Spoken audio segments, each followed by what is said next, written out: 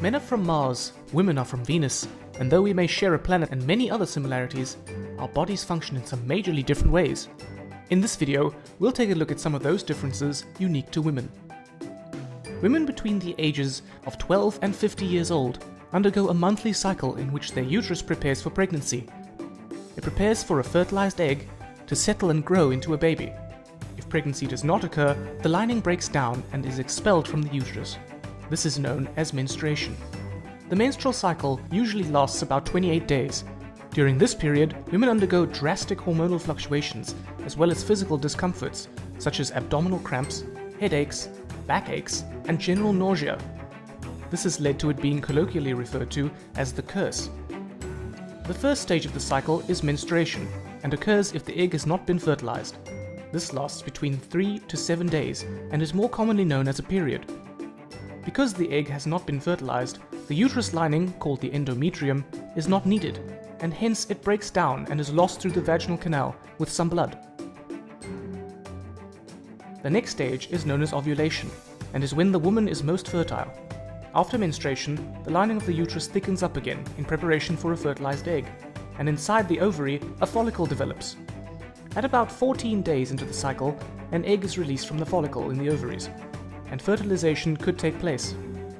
If the egg is fertilized and embeds itself in the thick uterine lining, the lining is not shed, and thus menstruation does not occur, and the woman becomes pregnant. If it doesn't manage to embed, then the lining will break down and menstruation will occur and the cycle is repeated. The menstrual cycle is controlled by two main hormones, estrogen and progesterone. We met these hormones in this video.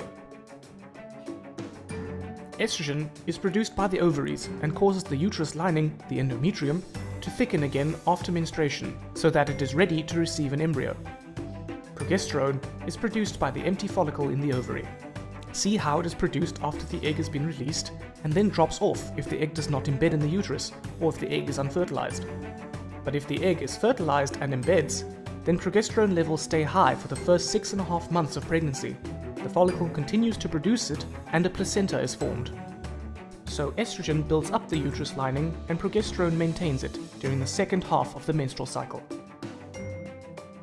There are two other hormones also involved: the follicle stimulating hormone, or FSH, and the luteinizing hormone, or LH. Both FSH and LH are secreted by the pituitary gland.